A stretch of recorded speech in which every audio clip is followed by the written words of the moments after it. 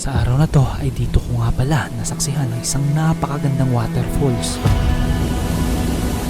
At sa tuktok nito ay may nag-iisang tulay. At eto lang naman pala ang nag-iisang glass footbridge ng Pilipinas.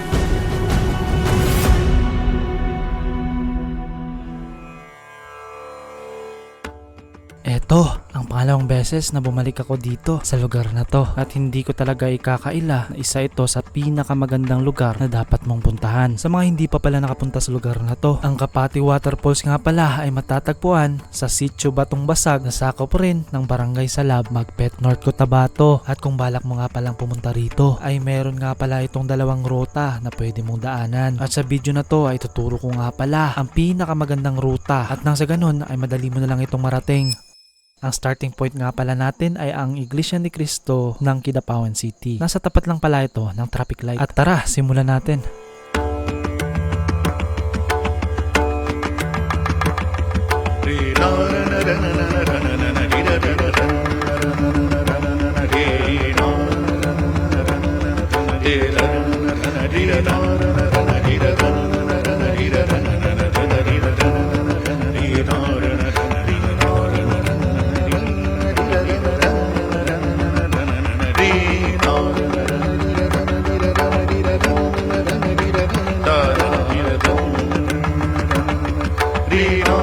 Hupya mo na popcorn.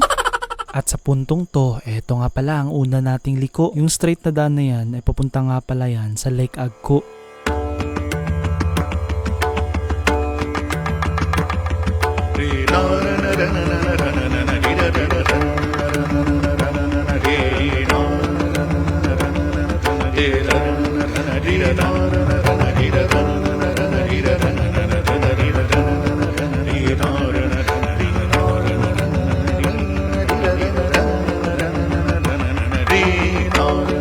At eto na nga pala ang pangalawang liko natin. Medyo maraming ang crossing ang madadaanan natin dito. Kaya para sigurado ka sa bawat liko na dadaanan mo, hanapin mo lang ang Kapati signage. Tara, medyo malapit na nga pala tayo.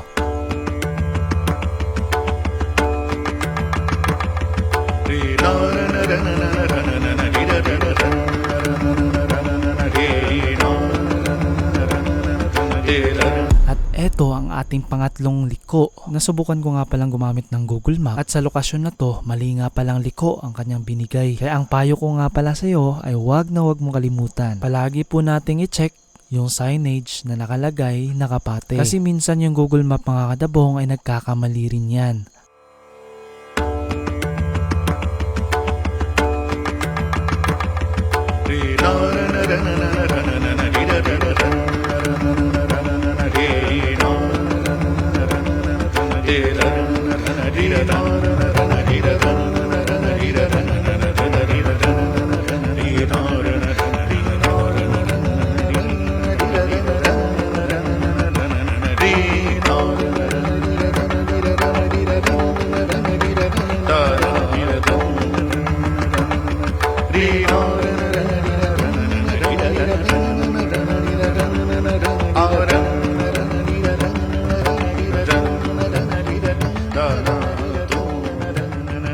At dito naman ay meron nga palang Pidlanan Waterfalls dito. Pwede mo i-check yan, nasa gilid lang talaga yan. At kung naabot ka na nga pala dito sa crossing na to ay sobrang lapit mo na sa Kapati Waterfalls.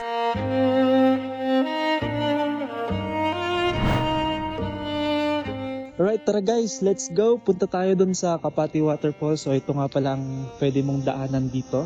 Napakaganda nga pala ng Kapati Waterfalls. Kung hindi pa kayo nakapunta rito, it's time for you to shine. Ayan, so mapapansin niyo guys, naglalakad ako papunta sa Kapati Waterfalls at dito nyo makikita yung footbridge na glass.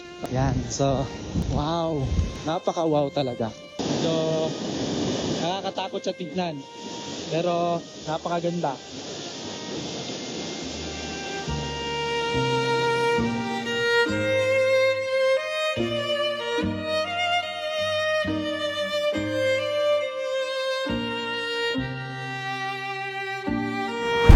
Pwede mo nga palang masilip yung waterfall sa malapitan. At hindi naman mahirap ang daanan dito kasi meron naman silang hagdanan. Pag naabot ka nga pala sa puntong to ay meron ka nga palang tatawirin dito. Hindi naman siya masyadong delikado pero payo ko lang sa'yo ay mag-ingat ka lang palagi. Sa pagkakataon na to ay dinala ko na lang pala ang aking bag dito. At sa parting ito ay dito nga pala tayo tatawid. Huwag ka lang mag-worry kasi hindi naman siya masyadong malalim. At isa pa, meron din siyang lubid na pwede mong hawakan para makatawid ka dun sa kabila.